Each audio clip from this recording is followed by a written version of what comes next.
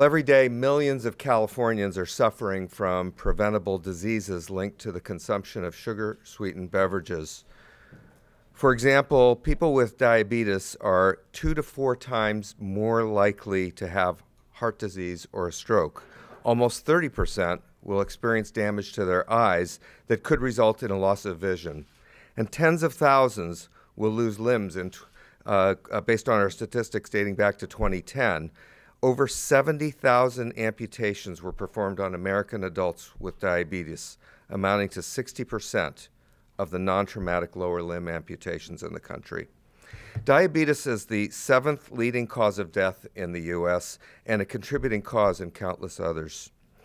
When considered in combination with obesity, it is not an overstatement to say that our country and our state is facing an epidemic. Americans today consume up to 300 more calories per day than they did 30 years ago, and up to 43% of that caloric increase comes from the consumption of sugar-sweetened beverages. Soda and other sugar-sweetened beverages are the #1 source of added sugar in our American diet, and incontrovertibly increase the risk of developing diabetes, as well as heart and liver disease, obesity, and tooth decay. While it might seem modest, this 300-calorie increase in the aggregate is significant. This increase in the consumption of calories and sugary drinks has alarming consequences when it comes to our public health. From 1980 to 2010, the national obesity rate more than doubled. And today, over 2/3 of American adults and one-third of children and adolescents are overweight or obese.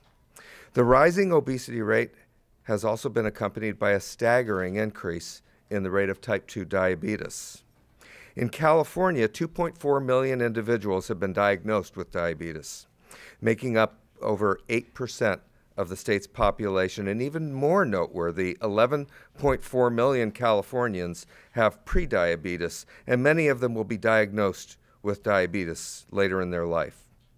Type 2 diabetes, known as adult onset diabetes, a disease virtually non-existent among children 30 years ago, is now a growing percentage of the new diabetes diagnosis among adolescents. I want to speak for a moment about the impact of sweetened beverages on oral health. My practice for 27 years was across the street from a small convenience store. And I used to go over there in the mornings, and sometimes I'd go over. Friends own the store, for crying out loud. And I watched the behaviors of children change. You know, when I was a kid, we used to go off to a convenience store before school or after school, and we'd grab snacks, we'd grab a candy bar or whatever. And we might even have grabbed a soda. But in those days, those sodas were very small.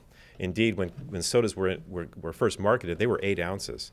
Well, what I see now, this behavior is yeah, they're getting the candies and they're getting the same things they did, but now they're getting 64-ounce containers of these beverages. And you add the combination of the sugar and the acids and all the sweeteners in there, and you set the recipe for devastating dental problems. You'll hear from the industry that this bill will prey upon those people who can least afford it, the poor people, the disadvantaged communities. I would say that the disease actually preys upon those people in a much more disparate way, and that's what we're seeking to change here by this bill. In my practice, I could always tell the people who consumed a great deal of sodas or energy drinks. You can see it in their teeth. It is growing leaps and bounds. The damage is obvious. It leads to the erosion of the enamel, the hardest part of the tooth, and it also leads to significant dental decay. And it disproportionately affects children and their vulnerable and developing teeth. Many people dismiss the concept of dental decay as a serious problem. So how serious can it be? If you've ever seen a small child or a young child with a swollen face and a raging infection, you would not be so quick to dismiss this as very serious. Tooth decay is the most common chronic disease in children. It's 5 times more common than asthma and will impact 71% of children before the 3rd grade. 500,000 children in California will miss at least 1 day of school due to a dental problem. AB 2782 provides critical resources for public health initiatives, including oral health. It is a responsible approach that asks the industry promoting these sugar-sweetened products to share in the cost of treating some of the health issues consumptions of their products lead to. Diabetes is a complex disease, complex roots, and by having the revenues that we expect to be generated by this health impact fee, and investing those in nutrition education, investing those in opportunities for physical activity, more clean water availability, farm to fork programs, and oral health, supporting oral health programs, we think that by investing into these programs in our communities that have the highest rates of diabetes, that will actually start to move the needle on this disease. This is a very important health issue for us. Unfortunately, the overconsumption of sugar-sweetened beverages has a detrimental impact on our community. You've heard a lot of these numbers before, but 19% of African Americans currently have diabetes, and we're twice as likely to get it. Sadly, our kids are targeted for marketing of this product and see twice as many ads.